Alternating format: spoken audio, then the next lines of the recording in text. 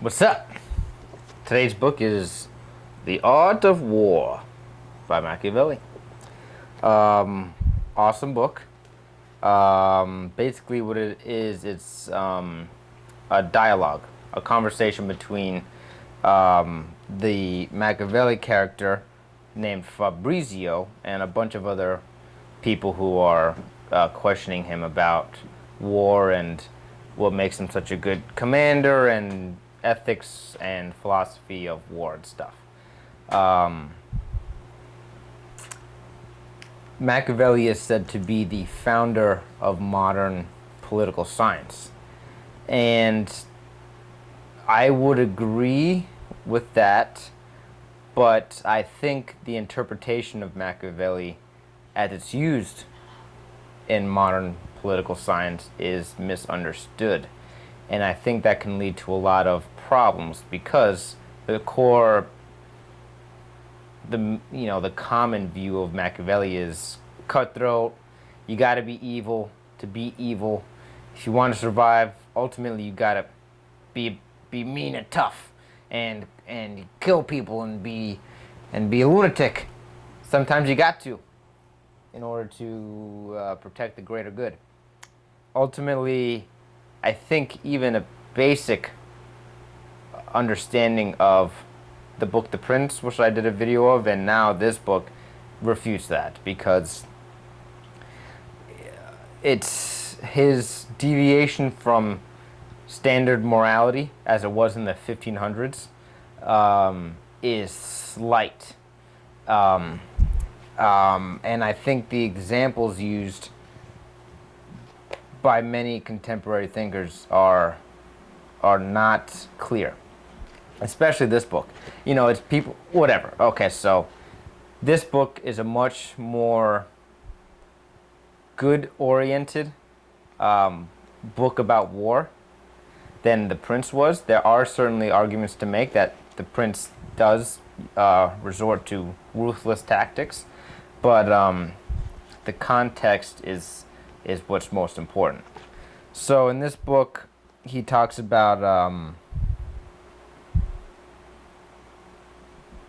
how war should be only based on necessity, which is something that comes from the Christian tradition called just war theory. And so what that pretty much states is that there can only be, the only time war is justified is when it's out of necessity, which is basically self-defense. And he criticizes at length in this book over and over individuals who make a living from war, and their livelihood is based on war. And he says this is bad because you have individuals who have an incentive to remain at war and an incentive to get out of peace as soon as possible.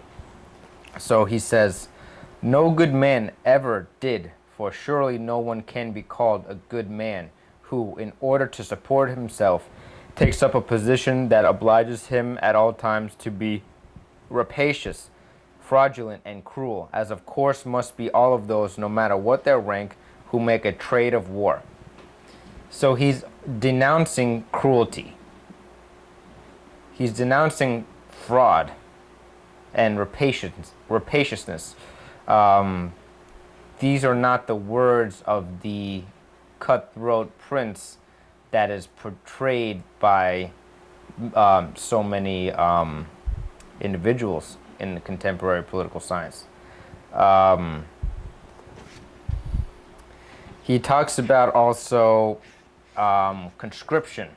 So Machiavelli in 1506 was part of this ordinance that forced people to spend some time in the military.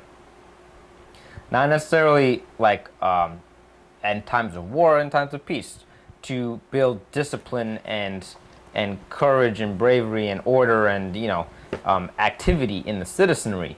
So when there is an attack, they're ready to go immediately.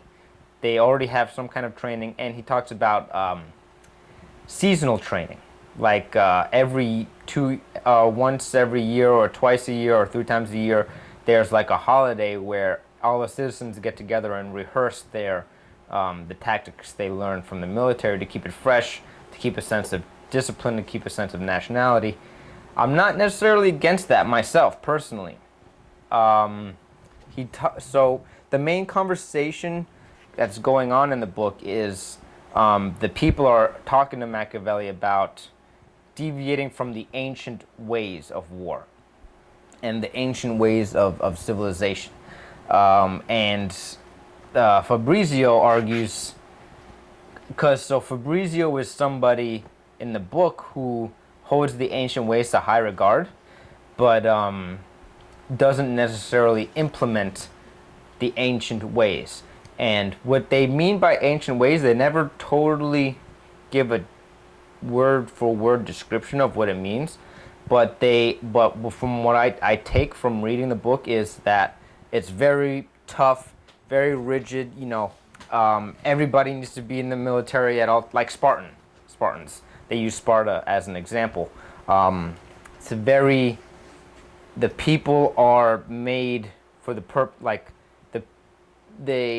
everybody works as one unit as a nation, and the people should sacrifice everything for the good of the nation, and be tough and virtuous and I guess it's kind of like Plato's interpretation. Well, just use Sparta. Sparta is probably the best example for what I think they're trying to say by ancient ways.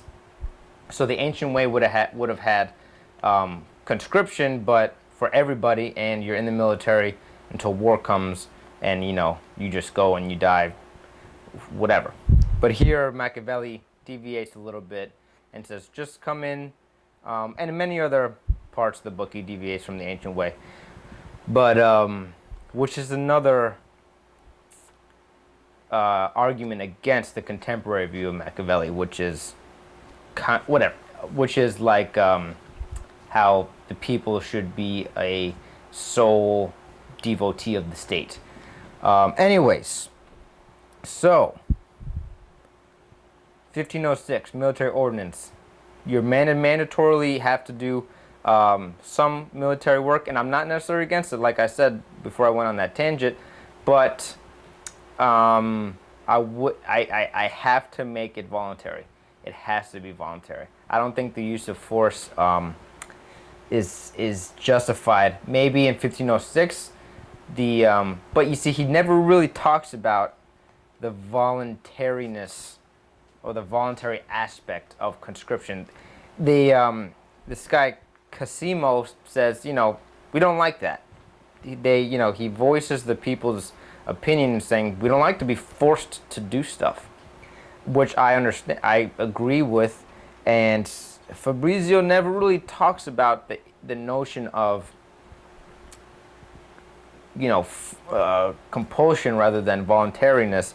He pretty much responds to Cosimo by saying, hey, the only way to have a decent army is for the people to have discipline. There are very few brave men who are just born brave, but with training and discipline they can become brave. And I think in that time that's probably a better argument, because you're just like in a castle area or a village, and at any time 2,000 people can come and just take your stuff. So I think in that time is much more a much easier argument to accept. I think now it's a little different. We're, especially in America, we're not necessarily going to be invaded on foot. I don't think China or Russia or any Middle Eastern country is going to storm the beaches or paratroop in. And even if they did, there's more guns in America than there are people on the earth. That's not a an official statistic, but I think a lot of nations would be very afraid to invade America on foot, not only because of our military force, but the millions of Americans who are armed to the teeth and are ready to go to war, or probably desire something like that. Anyways, and he says also, like, Roman citizens have a privilege of not being forced into the army against their will. So it's another argument showing that conscription is not, he doesn't even support it for going straight to war, but he does support it for a militia. He uses the word militia to describe the armed and trained citizenry. Okay, so next part here. He talks about an interesting concept, which is how the nation represents the virtue of the people. Since it is obvious then that where there are many states, there will be many men of virtue.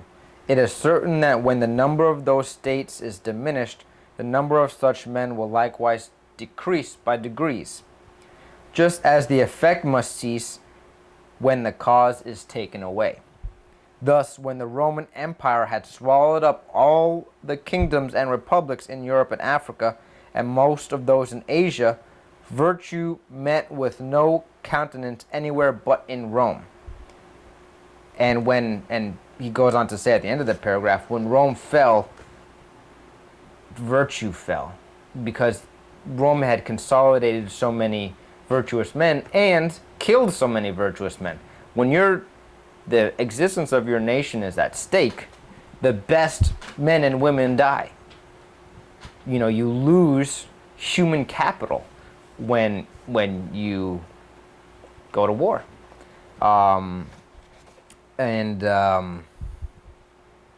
Yeah, he says, when they became corrupt, the whole world was similarly corrupt, because they took over the world and their virtues became corrupted with decadence and, bloodthirst and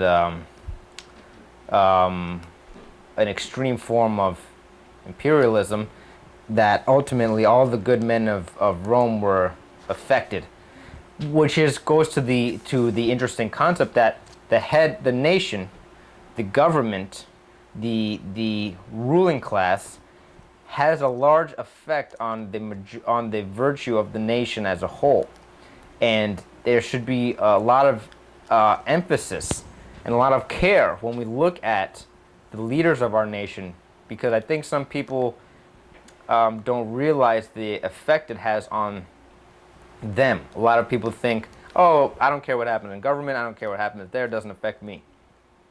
That's not true, because even down to what you think is right and wrong, a lot of times comes from the government and the way the government behaves.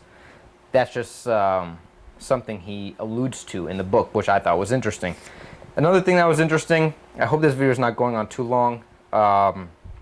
Let me know. The only way I can know if you guys like this or not is if you let me know. So I'm just going to keep going. I still have a lot to get through. And if you want to see the pages as I read them, I could, just have a picture of the page on the screen instead of me just watching me read it to you. Let me know. He talks about the Christian religion and the rise of Christianity. He would say that, and although that empire was afterwards dismembered, Rome, by those barbarians, yet the several parts into which it was divided never recovered their original virtue. So all the men of virtue in Rome, when they failed, it's hard to get them back. In the second place, the Christian religion has wrought such a change in the way of life and values of mankind that they now no longer need to defend themselves as they once did. So what he's talking about is how when places were conquered, they were just murdered, mutilated, totally wiped everybody out. Didn't care about anything, burned everything, destroyed everything. And then the rise of Christianity has put some virtue into the people, even the pillagers. But at present, those terrible apprehensions are in great measure dissipated. He's talking about the murder and harsh practices when you take over a city. and extinguished. For after an army is defeated, those falling into the conqueror's hands are seldom or never put to death, and the terms of their ransom are made so easy that they do not long continue prisoners. If a town has changed sides 100 times, it is not demolished, nor are its inhabitants dispersed or stripped of their possessions. I think that's pretty significant, because when we think of the 1500s, you know, that's pretty much the Dark Ages almost. I'm not exactly sure when that starts and begins, but it's in that area. You think there's no morality. You think they're just running around killing and destroying and raping everything. But at least some good came from Christianity. I mean, I don't mean that as an insult. But the good things come from Christianity, for sure, along with bad things and good things. And this was one of them. It you know, put the idea in the people that you don't need to totally decimate people after war. Even in war, you don't have to totally decimate people. And this is coming from Machiavelli. He supports this. The cutthroat guy is supporting not involving the citizenry with wars between government. He makes a distinction. Let me move on here. Let's see what else we got. Most of the book is really about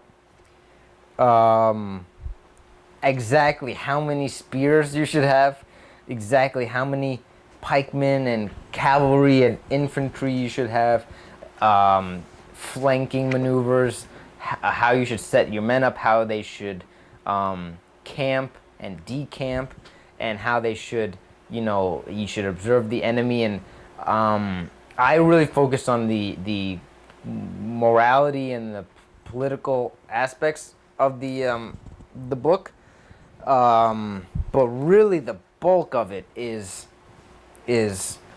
very technical as to what kind of armor they should wear, what kind of weapons they should have, what kind of training they should get. He says you prepare your men for battle by dehumanizing the enemy, showing how monstrous and crazy and corrupt they are, and raising the spirits of your men. And we're coming up to 20 minutes, so there's still a lot I could say, but I want to try and wrap this up. There are a lot of similarities between this book and Sun Tzu's Art of War, and there's so many similarities that I think I'm going to make another video. But just for this first general, fast-paced review, synopsis of the book, I'm just going to touch on a few things. One of the biggest elements of Sun Tzu's Art of War is knowing yourself and knowing the enemy. Machiavelli writes, if a general knows his own strength and that of the enemy perfectly, he can hardly miscarry. And that's almost exactly what Sun Tzu says.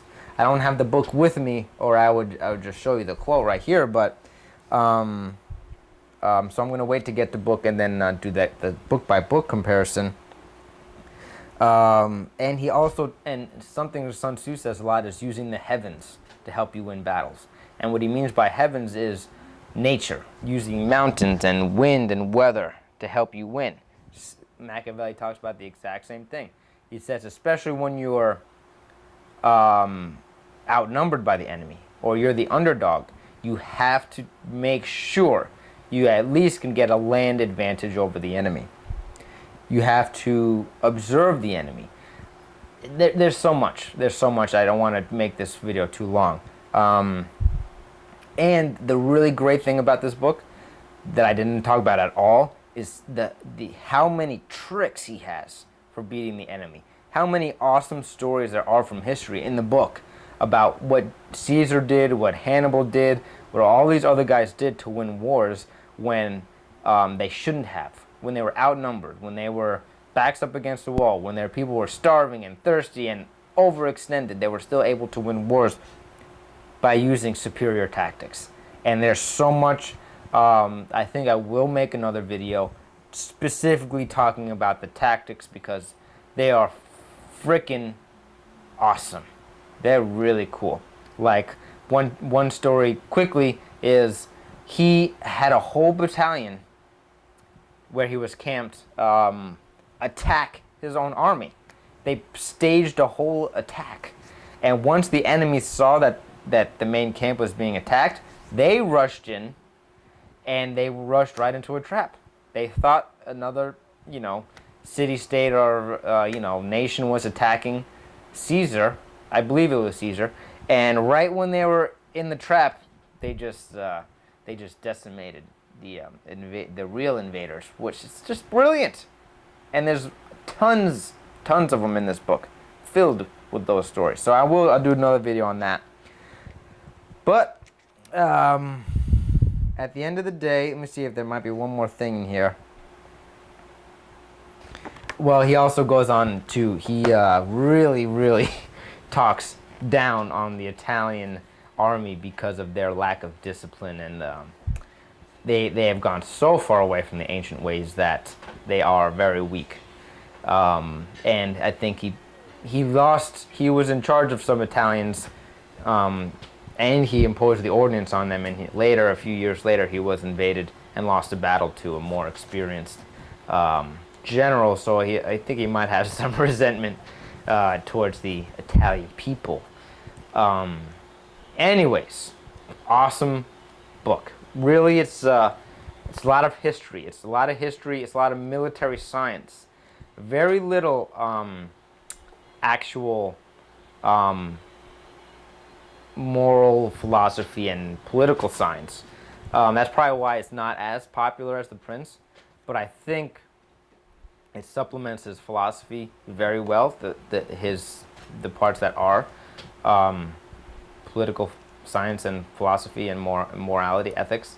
I think it really shows another side of Machiavelli that is not looked at. It's a very good book, and if you like books like 44 Laws of Power, which goes into kind of controversial ways of becoming successful or making money, I think this book kind of reminded me of that. It was a very and it's based on history, and you learn a lot about the formation of Europe, and it's right towards the end of the Roman Empire, so you learn a lot about Roman battles, and Caesar talks a lot about Caesar, and you get a better idea of what's happening from 16th century down. Really fascinating stuff. I will make another video purely on tactics because I know a lot of people would enjoy that. But other than that, that's it, man. Loved it. Very cool. And I'll see you later.